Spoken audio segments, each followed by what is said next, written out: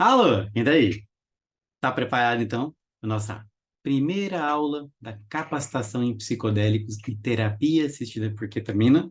Imagino que tá, né? Já que você já tá aqui, né? Já que você iniciou esse processo de não só de autoconhecimento, de descobrimento, mas de possibilidades novas, tá? Então, assim, você já viu a primeira aula nossa, a primeira introdução, para entender certinho o que que nós vamos abordar ao longo dessa capacitação? Módulo 1, módulo 2, complemento, tudo que vai ser visto, tudo que você vai ter a possibilidade de começar a trabalhar com, em ideal, em teoria e em prática, tá? Mas vamos lá então. Quando a gente olha para o próprio psicodélico, tem que começar a olhar um pouquinho mais agora também para terapia psicodélica, ou de fato, que a gente vai chamar de terapia assistida por psicodélicos. E aí que eu te pergunto, o que é um psicodélico? Já parou para pensar nisso? O que são? Aonde vivem, né? O que é de fato uma terapia? Uma terapia psicodélica? Tem diferença? Você sabe realmente qual que é a diferença entre utilizar um psicodélico e realizar uma terapia psicodélica? Bom, a propósito, ao longo nossas conversas, às vezes minha câmera vai mudar um pouquinho aqui, eu vou colocar ela um pouquinho para cima, para o lado. Então, não liga não, vou tirar ela se tiver alguma coisinha para a gente ver o nosso slide ali para o lado, tá bem? E a gente vai iniciando aqui.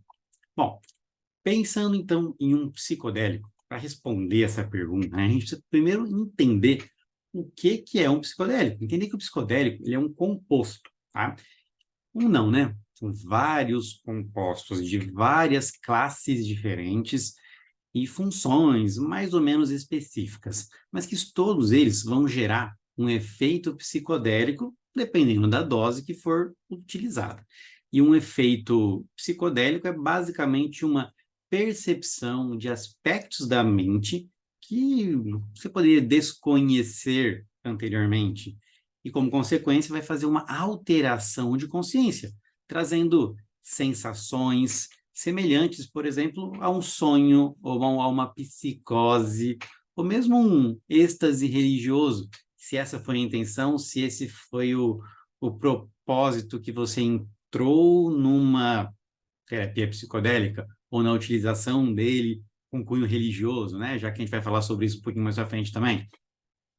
Mas o foco aqui seria tratamento, tá? Então, o uso religioso não é tratamento, tudo bem? Mas vamos adiante, tá? Por exemplo, por ser um composto, por ser uma molécula, ele pode ser usado como remédio. Lembrando que remédio não é medicação. E remédio é qualquer coisa que pode te fazer bem, que pode te trazer benefícios. E o benefício dos psicodélicos, ele é essencialmente a cura interior. Isso que ele faz. É para isso que a gente está buscando um tratamento com psicodélicos. A cura interior. Mas como que ele faz isso especificamente? Por uma coisa que eu chamo de desbloqueio químico mais um desbloqueio emocional.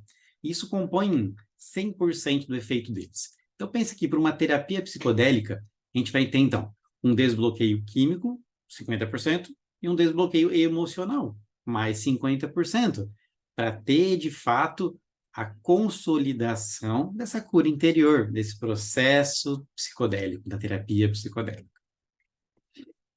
Quando a gente pensa, então, né, psicodélicos, terapia psicodélica, né, vamos entender, de fato, que o efeito psicodélico, ele está em como a gente processa o que foi abordado emocionalmente, o que foi abordado dentro da consciência. Por isso que é uma terapia, por isso que a terapia psicodélica, a própria terapia dentro do terapia psicodélica, ela é uma das partes fundamentais para o resultado neuroplástico dos psicodélicos. Vamos depois ainda abordar o que significa, né?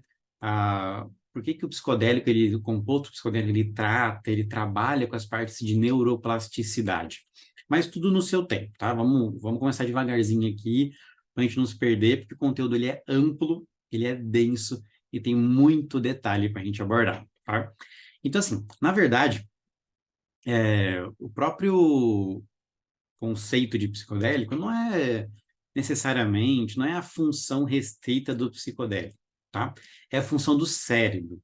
Só que nós fazemos isso de maneira automática, todos os dias, né? A própria neuroplasticidade A gente nasce fazendo neuroplasticidade. Neuroplasticidade é uma função humana, tá? E que o psicodélico faz essa promoção, né? Não só ele, como tem algumas medicações também que podem ser mais ou menos neuroplásticas, que podem ser neuroprotetoras, né? E que podem melhorar o jeito com que a gente lida com as ruas da nossa cidade, tá? Então, assim, essa é uma função do cérebro de modular neuroplasticidade, tá?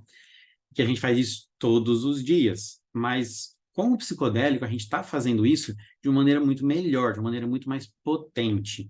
E percorrer essa jornada de consciência pela contração e pela expansão de consciência, acelerar, aprimorar e aprofundar o processo emocional é o processo terapêutico da terapia psicodélica em si.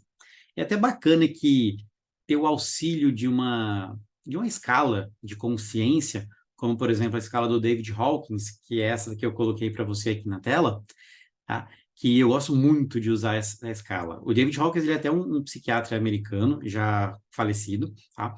E é uma dessas pessoas que acordou de um dia para o outro auto-iluminado, acordou de um dia para o outro sabendo tudo sobre tudo, né? Entendendo as questões, atingindo essa expansão, atingindo essa auto-iluminação.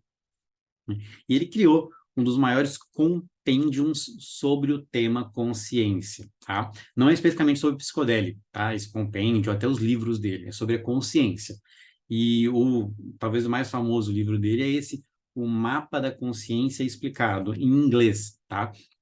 Então, dica aqui para um livro muito bom, né? The Map of Consciousness Explained, do David Hawkins. Depois eu vou colocar para vocês na seção de referências, tá? Não o livro, mas o nome do livro.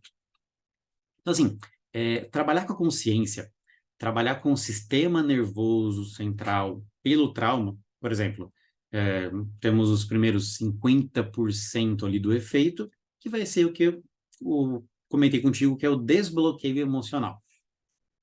Já os outros 50%, eles vão dar esse efeito químico da molécula psicodélica, que vai vir de vários tipos. Nós vamos abordar essas moléculas, esses tipos, mais extensivamente, talvez, se não me engano, na próxima aula, mas no parte de compostos também nós vamos abordar isso bastante, tá? Mas tá, beleza. Tomei um psicodélico então, é isso aí. Tchau, funcionou, vai acontecer esses desbloqueios? Não, não é bem assim, tá? Se fosse voltava aí para a psiquiatria tradicional das aminas, né? Que justamente o psicodélico ele é uma forma diferente de você trabalhar a psiquiatria, diferente da psiquiatria das aminas, que é noradrenalina, serotonina, dopamina, mexer só com essas três moléculas, tá? Isso é coisa do século passado, tá? Em que você tomava um remédio, uma baguinha, rezava ali para os fatores ambientais e para a epigenética te ajudar a melhorar, tá? Não daqui sei lá, algumas semanas, né? Ou até anos para que fosse consolidado essa mudança epigenética, né? Senão a gente fica só enxugando gelo, tá? Isso aqui é até um pouco arcaico para a gente pensar, né? Que antigamente eu chegava, tomava uma baguinha, limpava um sintoma, passava para o próximo sintoma, tomava outra baguinha e assim até resolver todos os sintomas, tá? O psicodélico não trabalha assim, ele é um pouco diferente, tá? Então, assim, abordar os sintomas dos tratamentos em saúde mental, ele pode ser muito mais amplo do que o que a gente está acostumado com a psiquiatria tradicional, tá? Tanto que se eu vou abordar uma questão física, né? Se eu tenho um conflito emocional não resolvido, que já se tornou uma questão física, porque o meu corpo está tentando resolver, está tentando lapidar, está tentando mexer, faz com que eu consiga abordar tanto ele de cima para baixo, quanto de baixo para cima. Então, a gente faz um tratamento bidirecional, né? É, bottom-up, certo? E de uma maneira que a gente consiga ter uma resposta não só no sintoma, mas também na causa desse sintoma, que muitas vezes é ali um conflito emocional não resolvido, né? Principalmente quando a gente pensa em epigenética e não tanto em genética, né? Ou no mínimo limpando as questões epigenéticas para as questões genéticas poderem ser melhor trabalhadas, tá? E a terapia psicodélica, ela de fato, ela é essencial para esse processo. Mostrando aqui, então, essa escalinha do David Hawkes, que eu gosto muito, né? A gente consegue relacionar, aqui não vou chamar de sintomas, tá? Mas a gente consegue relacionar momentos dessa nossa expansão de consciência, certo? Seja pelas cores, ou até mesmo pelo sentimento que foi abordado, e perceber se eu estava mais contraído em consciência. Vou tirar minha carinha aqui. Se eu estava mais contraído em consciência ou se eu estava mais expandido em consciência. E conseguir entender e relacionar o momento meu com o que eu estou sentindo. Entendendo isso faz com que eu limpe, literalmente faz com que eu consiga, ali, ó, processar as questões, processar os traumas que a gente vivencia, tá? Então, por isso que eu sempre vou falar para você aqui, terapia é essencial. A terapia assistida é essencial para um trabalho psicodélico, tá? Ele que vai fazer ser consolidado, ser sustentado o efeito, a resposta que o psicodélico está ajudando ao longo do tempo. Tá? Então, apesar da gente chamar, na maioria das vezes, que todas as terapias que usam psicodélicos de uma terapia psicodélica, em teoria isso seria um equívoco, tá? A terapia psicodélica, ela só é uma forma da gente fazer terapia assistida por psicodélico, né? É uma modalidade que aproveita o efeito da substância, que altera a consciência, como vocês viram na imagem passada, né, da alteração de consciência, para aprimorar, para aprofundar, de fato, um processo terapêutico. E o grande potencial do psicodélico é juntar o efeito químico com esse efeito emocional e epigenético. Tudo bem? Pra eu não ficar chovendo numa molhado aqui, tá? Pensa em literalmente, um desbloqueio emocional, um desbloqueio químico, por mexer neurologicamente com neurotransmissores que são e que não são convencionais no tratamento de saúde mental. E um desbloqueio emocional por permitir-se soltar as amarras emocionais, soltar, liberar tudo aquilo que o seu ego, que o superego, que as contrações, que as defesas, que a luta, fogo, congelamento, fez você se defender, né? Que as suas partes emocionais protetoras faziam com que você se defendesse pela possibilidade de, sei lá, dar errado, algo de qualquer outra justificativa psicológica, vamos falar aqui, né? Então, assim, olhando para isso dessa maneira, você consegue ver que também é possível um desbloqueio emocional por permitir soltar essas amarras, que já é o que a gente faz na própria terapia tradicional, só que com muito mais tempo e com muito mais dificuldade de acessar esse conteúdo emocional protegido, né? Essas defesas psicológicas que impediam até tanto tempo atrás o próprio processamento. Então, tentava te proteger a todo custo de uma experiência, de um medo, né, de um trauma, de uma questão revivenciada, até de uma trama ou de um discurso materno, não sei, tá? Depende de cada pessoa, né? Então, assim, mesmo que no começo aquilo tenha sido saudável, em busca da sobrevivência, mas que agora essa proteção ela já não é mais tão boa assim. Essa adaptação ela passou a ser uma questão negativa na sua vida. Por isso que você acabou se protegendo e se defendendo a todo custo, tá? Bom, você talvez não, né? Mas teu paciente, já que o nosso foco aqui é mais a capacitação. Então, assim, é, como indicação explícita para esse desbloqueio emocional, temos então que os psicodélicos eles podem provocar uma liberação do material reprimido, que vai poder proporcionar um relaxamento mental e obter uma nova visão de mundo, uma nova visão de ideia, de sensações. E no desbloqueio químico, então, ainda naqueles 50%, a gente vai ter o mesmo paradigma dos psicofármacos, tá? Só que com outros neurotransmissores modulando. Mas, em essência, é esse mesmo paradigma, né? Por exemplo, os antidepressivos que trabalham na psiquiatria das aminas, na psiquiatria tradicional, e que usa uma medicação focada em um único neurotransmissor ou predominantemente em um neurotransmissor para melhorar um sintoma, e daí você vai acrescentando medicações ou neurotransmissores, vamos colocar assim, para melhorar. Um sintoma some, desaparece, você melhora, toma tanto tempo, preconiza-se isso, depois de um ano e meio, você tenta parar para ver se melhorou as coisas, tá? Para ver se sustentou. Mas enfim, agora com o psicodélico, a gente vai abordar uma nova gama de neurotransmissores, além de apenas serotonina, noradrenalina e dopamina, e como também outros efeitos, além daquele efeito puramente químico, certo? Então, esses neurotransmissores clássicos, eles vão também aparecer aqui, né? Principalmente a serotonina, tá? A serotonina vai estar muito presente na grande maioria dos psicodélicos.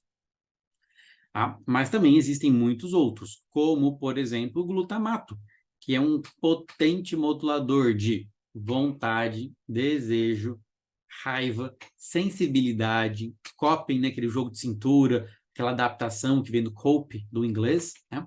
E até mesmo controle, tá? Praticamente só funções de ativação e regulação que o glutamato faz. Então aí, ó, olha o potencial antidepressivo que isso faz, né? Porque é fenomenal de modular o glutamato nos tratamentos da saúde mental e na própria terapia assistida por psicodélica. Sem falar que o próprio glutamato ele é neuroplástico, né? Modular ele aumenta a neuroplasticidade, está muito relacionado a isso, tá?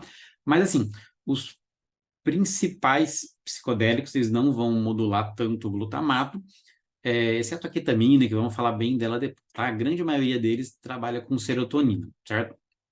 Então, assim, essa informação, até aqui, né, que a gente conversou um pouquinho, ela pode ser nova, tá? Então, vamos olhar para essa modulação emocional dos fármacos com uma nova perspectiva, abrindo uma nova possibilidade, tudo bem? Mas deixa a parte dos psicofármacos nessa modulação para a parte de psicofármacos. Vamos voltar para a parte agora da terapia assistida, da terapia de psicodélico, tudo bem? Então, vamos abordar um pouquinho dos efeitos, né, para a gente tentar entender um pouco melhor, até mesmo esse próprio desbloqueio químico, focar um pouco mais nesses desbloqueios emocionais, tudo bem? Tá. Então, ó, o que é o conceito de uma terapia por psicodélicos? A gente tem um conceito teórico e, na verdade, uma parte empírica, né? O que é na prática de fato. Vamos diferenciá-las aqui, tá? O conceito base da terapia por psicodélicos, ela vai envolver o uso de um composto psicodélico no contexto de uma sequência de sessões de uma terapia a curto prazo, né? Geralmente com um tempo limitado, né? Limitando-se o número de sessões, conforme de protocolos, que vão ser estruturadas para informar, moldar e interpretar a experiência psicodélica, sendo a terapia psicodélica uma sessão com doses mais altas dos compostos, mais alto que eu diga uma dose suficiente para ela ser psicodélica, tá? Para ela não ficar só em subdose, ou como muitas vezes a gente ouve por aí, de microdose, tá? Mas uma dose apropriada para ter uma experiência de pico, uma experiência psicodélica, sendo a terapia psicodélica uma dessas sessões com essas doses de mais altas em frequência menor, certo? Não seria todo dia, toda semana. Não é como tomar medicação, tomar remédio, tomar antidepressivo, que é todo dia ali. Não, são tempos específicos para ter as mudanças neuroplásticas também, tá? Então, o foco seria em uma única experiência mais profunda de crescimento pessoal e espiritual, em contrapartida a tomar todo dia medicação e fazer terapia a cada 7 dias ou 2 vezes na semana, né? Além desse modelo de terapia assistida, o psicodélico, ele também pode ser, a terapia psicodélica, ela também pode ser realizada de forma psicolítica, tudo bem? Atenta bem a essas palavrinhas que eu vou te trazer aqui, tá? A gente vai ter psicolítico, psicodelítico, psicodélico, mas nós vamos entender bem especificamente sobre eles, mas só já te dando o toque para a gente ficar de olho nessas palavras, tá bom? Então, assim, vamos pensar nessa terapia psicolítica, tá? Ela vai estar focada em afrouxar as defesas emocionais e abrir o afeto inconsciente e abrir a memória para que a terapia possa ser mais eficaz. Daí o nome, né? Psicolítico, lítico, afrouxamento, tá?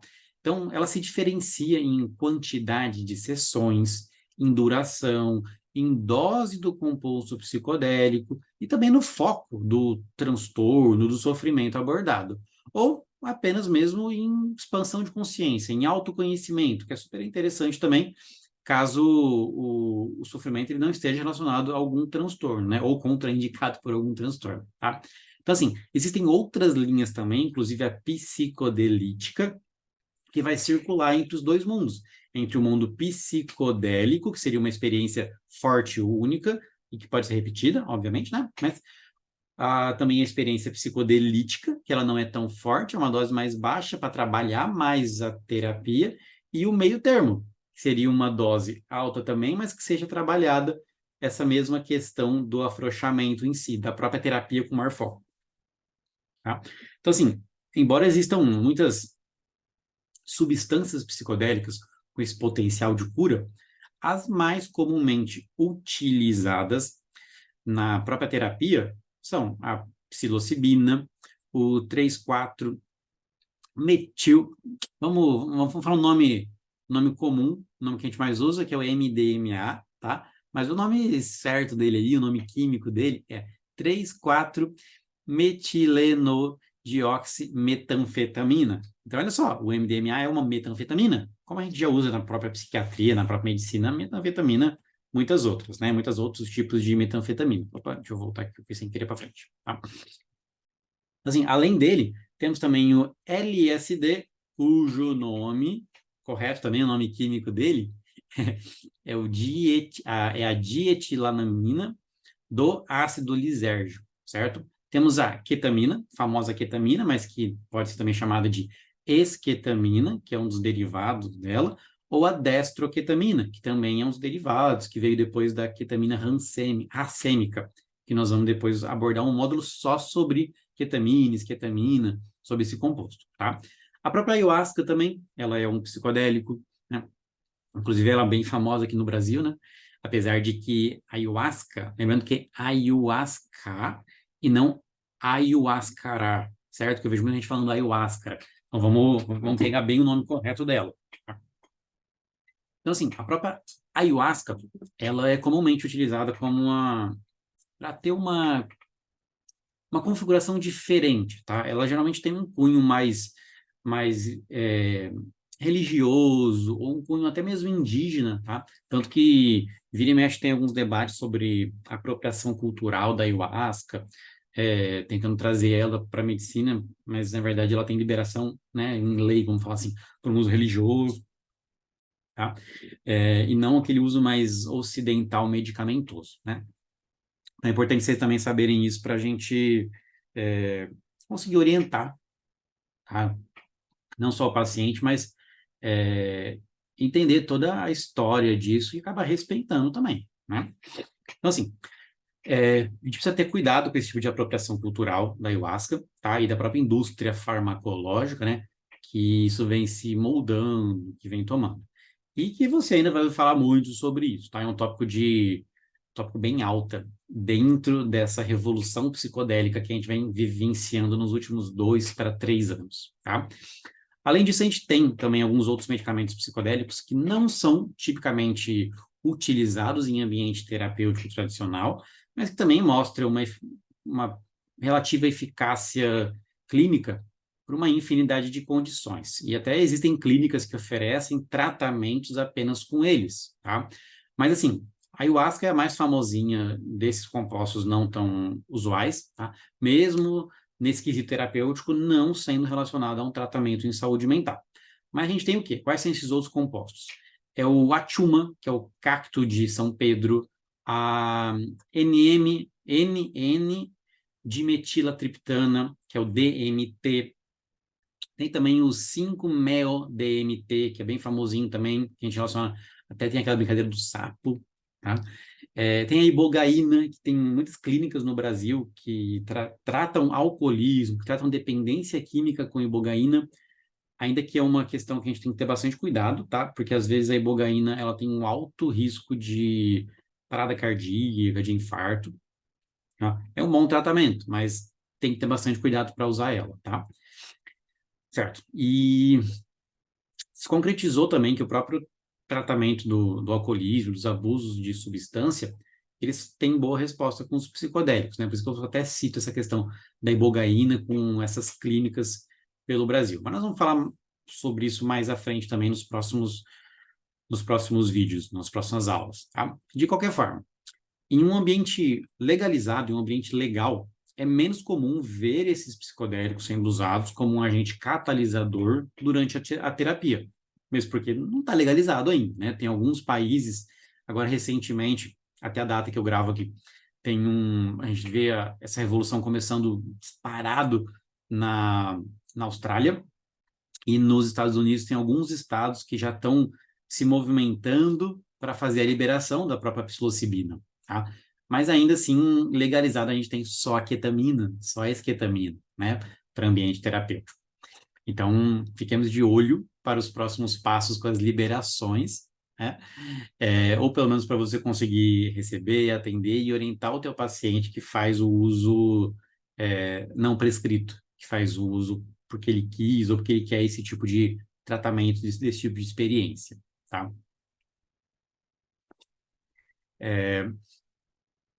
Entretanto, uma coisa que é bom falar também, as pessoas, até me lembrei disso agora, né? As pessoas, elas podem optar, tá? Por fazer esse uso. Não é necessariamente a gente está falando aqui de você orientar, de você prescrever, de você receber, tá?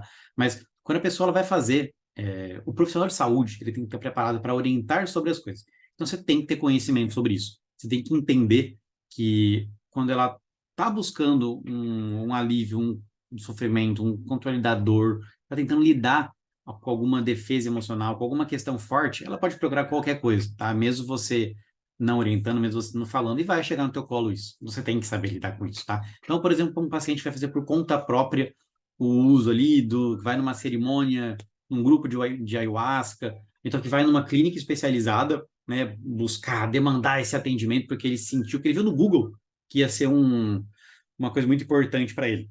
Então, assim, nesses casos, você não tem o menor controle sobre isso. Então, mesmo você sabendo que às vezes não está legalizado, aquela substância que ele usou, você pode muito bem entender para orientar ele, ajudar ele a passar por aquela experiência, ou no mínimo contraindicar se ele tiver um quadro de psicose, por exemplo. Né? Então, tem que saber isso, tá? Você tem que saber que é um psicodélico, se você quiser fazer uma medicina de competência, se você quer fazer uma psicologia de competência, se você é um profissional de saúde, ou pelo menos um entusiasta que quer saber mais sobre, tá? Tem que entender o que são psicodélicos, terapias psicodélicas, principalmente porque essa é a vanguarda dos tratamentos em saúde mental, tá? E vocês vão ainda falar muito sobre isso, principalmente nos próximos anos, com um boom, um potencial muito rápido, muito grande, certo? Mas assim, olhando para uma experiência de cerimônia religiosa, cerimônia psicodélica, tá? Que a pessoa vai lá para procurar processar uma experiência, quer fazer uma experiência, mas não sabe nem que deveria fazer com a própria terapia assistida, né? Então, assim, você pode muito bem receber esse paciente e acabar orientando ele que, ó, é importantíssimo que você faça um processamento dessa experiência, que você entenda, que você faça uma integração desse conteúdo emocional que foi abordado, que foi visto, que foi vivenciado. Tá? Nesse caso, o próprio indivíduo, sei lá, ele não vai ingerir o psicodélico com o terapeuta, com você presente ali, mas ele ainda vai se enquadrar num suporte de terapia psicodélica, porque você fazia terapia de integração, trabalhar aquelas questões abertas, aquelas partes emocionais que estão se movimentando para aliviar aquele sofrimento, e você vai dar razão para aquilo. Bem como você já faz na própria terapia convencional. Bem como já varia toda semaninha teu paciente, cada 15 dias, sei lá qual tipo de profissional de saúde que você aborda, mas o paciente vai ter uma frequência já. E da mesma forma que ele abriu um conteúdo muito grande, esse conteúdo ele precisa tomar forma e ser colocado no lugar certo.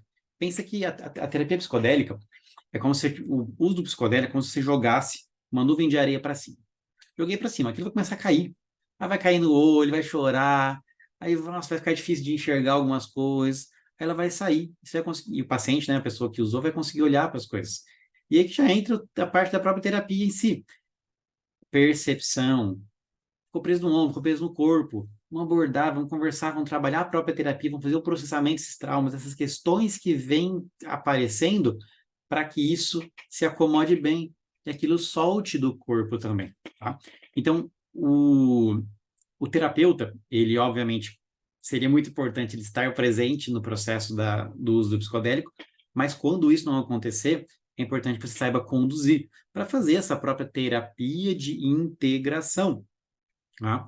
Ainda que não vai se enquadrar nesse suporte da terapia, sim, mas a terapia psicodélica é uma grande fase, inclusive, desculpa, a terapia de integração, ela é uma grande fase da própria terapia por psicodélicos. Tudo bem? Vamos adiante aqui, então. Então, assim, a real é que o psicodélico, ele fala muito mais com o trauma, ele fala muito com o processamento do trauma em si e as diversas abordagens ou técnicas, tá? Por exemplo, um caso clínico rapidinho aqui que eu preparei, caso bem clássico e vocês vão ver que vai relacionar com muito paciente de vocês ou até com a história pessoal de você, tá? É, para você entender, né, qual que é esse processo do trauma, o que que é processar, o que que é regular o sistema nervoso central para reagir de forma diferente a uma experiência de acontecimento, então de falta, ou uma experiência que gerou naquela época, lá antigamente, uma desregulação, e como que o corpo sente com isso, tá? Então, por exemplo, uma paciente ali, feminina, woman, ela tem 47 anos, começando ali no zero, ó, desde os 0 anos de idade, tá? Ela já tem as questões lá que passou por trauma perinatal. Então, passou por rejeição, não foi uma criança que foi querida, né? Não quiseram, não foi uma criança programada. Então, já tem todo um sofrimento de rejeição que ele vai ser acumulado desde essa época ali, ó, trauma perinatal, super importante, tá? Até que os grandes nomes do trauma falam muito sobre o trauma perinatal. Ok, começou a crescer, a partir disso, né, desse trauma perinatal, começou a amadurecer, ainda criancinha, passou por violência, pai batia, mãe batia, sei lá o quê, abuso físico, abuso emocional, então foi acumulando sofrimento. Pensa que quanto mais para cima desse gráfico, essa linha laranjada, mais sofrimento. Quanto mais para a direita, maior a idade, tá? Então o sofrimento sendo aumentado ao longo da idade e que cada pico desses representa um tipo de trauma, representa uma trama de alto sofrimento, né? Um drama vivenciado pode ser também muitas vezes quando o trauma ele não é significante, entre aspas aqui. Então, primeiro trauma ali, ó, violência, segundo trauma, na verdade, né? Depois da rejeição. Violência doméstica. Ok, sobreviveu, passou, começou a diminuir o sofrimento, o corpo começou a se abrir novamente. Aí tem o trauma de separação dos pais. E aí tem que, sei lá, tem que, final de ano, ficar mais reservado, final de ano tem que decidir para quem que vai, aí tem a chantagem emocional, que um pai fala isso, um pai fala, ah, mas meu filhinho tem que ficar comigo. Então você já começa a mobilizar aquelas palavras, aqueles discursos que vão gerar sofrimento nessa criança, tá? Depois, tá lá na idade dos 11 anos, sei lá, começou a sofrer bullying. Olha o pico do bullying. O bullying é uma das coisas que mais traumatiza agudamente e tem consequências crônicas ao longo de uma vida. Ok, beleza, passou pelo bullying, mudou de colégio, conseguiu melhorar tal coisa, muitas vezes não, mas conseguiu melhorar.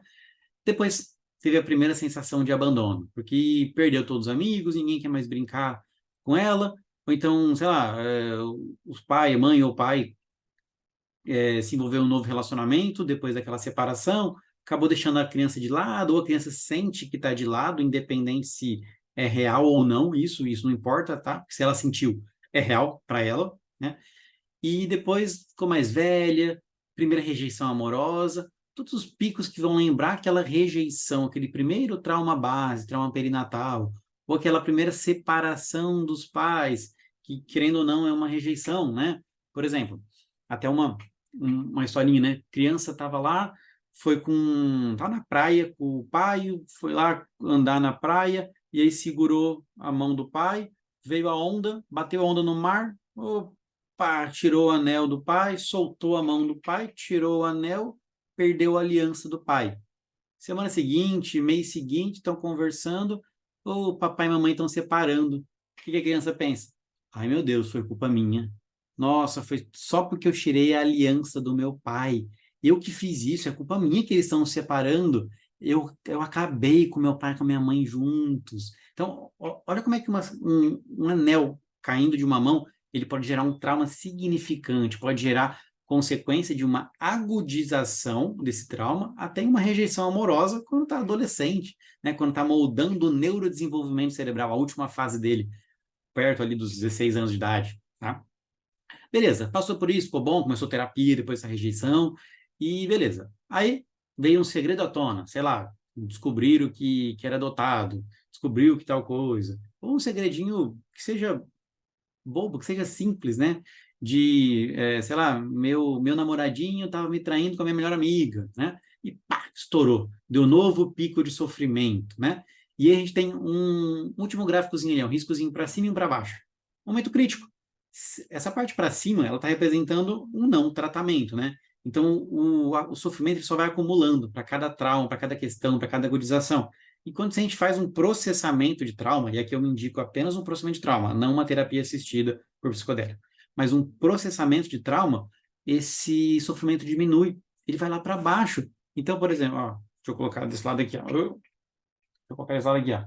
Essa janelinha aqui, ó.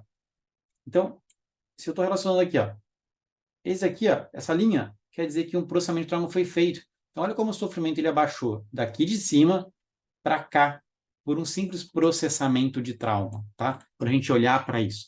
Lembra que nós estamos falando de sofrimento e não de patologia, diagnóstico, transtorno, certo? Mas sofrimento em saúde mental. E até para fazer essas flutuações, esse percurso, esse trajeto, tem muita coisa envolvida, né? Tem genética, tem a personalidade da criança, da pessoa, tem o tipo afetivo dela mesmo, né? Tem os traços que a gente vão acabar acumulando e que a gente vai enxergar esses traços como um tipo de transtorno. Porque se o traço está aumentado, a gente vê isso com sofrimento. Se a gente olha para esse sofrimento, a gente tende a dar um nome para ele. E às vezes o nome é só sei lá, um período de estresse de um trauma agudizado. E que depois que passa, melhora.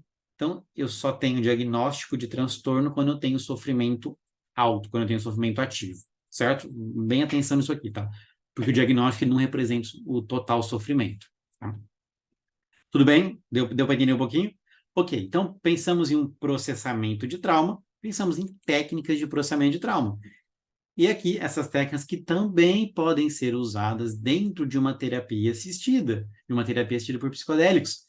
E vai depender de cada técnica para o tipo de terapia psicodélica, por exemplo, uma terapia psicolítica, dá para ser uma coisa mais falada, uma terapia psicodélica de fato, né, com o pico psicodélico, ela pode ser mais física, como uma experiência somática, por exemplo, ou pode fazer uma junção e usar a sua habilidade para isso, a sua habilidade de terapeuta para isso. E até depois, não lembro qual aula que é, mas a gente vai ter uma aula só sobre as competências de um terapeuta psicodélico.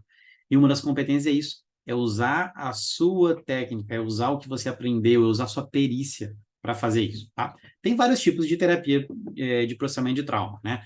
Eu coloquei aqui 3 clássicas, né? O Brain Spotting, que é uma delas, inclusive uma das diferenças de você trabalhar uma terapia de Brain Spot para uma terapia falada, tipo um TCC, por exemplo, é que a terapia falada ela vai trabalhar com córtex, com neocórtex, né? Trabalhar com funções cognitivas altas. Então, é como se o terapeuta de TCC, ele vai funcionar como se fosse um novo cérebro dessa pessoa traumatizada, sofrida, até que ela consiga criar força suficiente para entender o que o cérebro do terapeuta processou, para daí conseguir ter a tolerância para lidar com isso. Uma terapia tipo o MDR, uma terapia de processamento de trauma, ela não vai trabalhar lá, ela vai trabalhar aonde o trauma é armazenado, né? Que seria em região subcortical. Então, região de neocórtex, parte mais fora, cortical. Região subcortical, a parte mais de dentro. Então, pensamos em amígdala, sistema límbico, hipotálamo, toda essa região, né? Então, a terapia de trauma, ela funciona dentro disso, ela funciona fora do córtex, ela funciona ali em ponte, bulbo, amígdala. Ela trabalha o corpo, né? Em como o trauma armazena no corpo as questões. Tem também outra que é bem interessante, que eu gosto bastante, que é o MDR, que provavelmente você já ouviu falar, porque é uma das mais famosas. O MDR, que ele vai combinar as próprias movimentação de olho, né, que a gente já faz fisiologicamente no sono REM, no sono de movimentação ocular, mas o MDR tenta promover, tenta acessar isso, né? Então ele vai estimular essa parte, bem como o próprio brain spotting também, mas ele vai relacionar essas movimentações para tentar acessar aquilo e fazer um processamento mais fino, tá? Só que a que eu mais gosto, a abordagem que eu acho até um pouco mais completa, é o AIM, né, que é a abordagem integrada da mente de um psiquiatra brasileiro chamado Diogo Lara. Tá? Para mim, ela é muito mais completa, porque ela vai juntar um pouquinho de cada um desses e vai permitir que você consiga lapidar o seu paciente muito melhor. Tá? Essa, para mim, aqui, disparado, a que eu mais recomendo. né, a que eu mais gosto, principalmente, exceto quando é preciso trabalhar alguma questão muito física, tá? Quando você trabalhar uma questão muito física, aí o Somatic Experience, a experiência somática do Peter Levine, essa eu acho superior. Mas de restante, o AM para mim ó, é meu xodózinho. Né? Então, alguns exemplos de terapias de trauma, tá? Depois a gente pode conversar um pouco mais sobre também. Você manda ali a sua perguntinha, a gente tem muita recomendação para fazer, até para treinamento, tá? Então, assim, apesar da alta aplicabilidade, certo, dos psicodélicos, grande quantidade de estudos que está saindo, os ensaios clínicos, eles ainda estão sendo investigados pela total eficácia, certo, dessa medicina psicodélica, por exemplo, para depressão, para ansiedade, para toque, para dependência, para estresse pós-traumático, e até mesmo um alívio, né, de ansiedade para paciente de uma doença terminal, né, porque você não vai tratar o câncer, mas você vai tratar as comorbidades, né, tudo está orbitando em volta de uma doença terminal, doença de um câncer, né. E assim, esses estudos novos que estão saindo, eles estão mostrando para a gente que não é só o foco nisso, né, que trabalhar a nossa cura interior é o que faz esses transtornos começarem a se soltar, a se dissolver.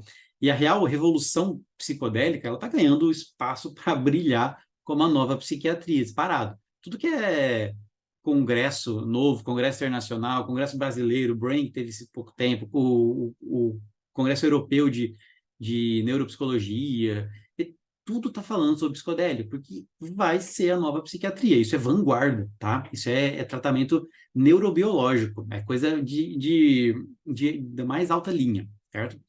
Então, assim, tanto para a gente trabalhar o MDMA, que é o psicodélico com talvez a maior potência, eu vou considerar o MDMA, tá? Quanto a própria psicoterapia assistida por psilocibina, que ainda não é legalizada, tá? Mas logo elas vão receber esse status de terapia inovadora, né? Na verdade, já recebeu o status de terapia inovadora, só não foi concretizada a aprovação ainda, né? Por conta de estudo, mas ela vai ser o que a gente chama de breakthrough therapy, que é uma terapia de fato inovadora, que vai quebrar paradigma, né? Como já foi dito lá nas gringas, tá? Então, assim, uma designação que acelera o próprio processo de legalização, que vai permitir que o FDA, que é a Anvisa dos Estados Unidos, ajude mesmo os pesquisadores no desenvolvimento de um tratamento promissor para diversas condições de saúde. Tudo bem? Mas, de qualquer forma, o resultado, apesar de ser excelente empiricamente, ainda são limitados cientificamente, cumprindo todas as regrinhas, né? Cumprindo o duplo cego, o placebo, cumprindo as regras gerais para uma publicação fenomenal. Então, assim, ele ainda está sendo desenvolvido, o que é muito bom, já está nas fases 3, indo para a fase 4, está muito, muito, muito avançado, principalmente o MDMA, tá? O que é bem bacana. Mas temos alguns limites científicos, temos um pouco de euforia, de evidências anedóticas, que a gente sempre tem que ter cuidado com tudo, inclusive, né? Não só com o psicodélico, mas como toda a própria publicação, como toda a própria ciência, precisamos ir com pés calmos, né? Para a gente não quebrar nenhum ovo e conseguir fazer uma medicina, uma terapia muito boa, muito clássica e muito desenvolvida, certo? Mas entenda que pesquisa já mostra que a gente tem que ser cautelosamente otimista, mas podemos ser bem otimistas, certo? Então, fica aqui a nossa primeira aula. Muito obrigado pela sua presença e nos vemos nos próximos capítulos. Até lá!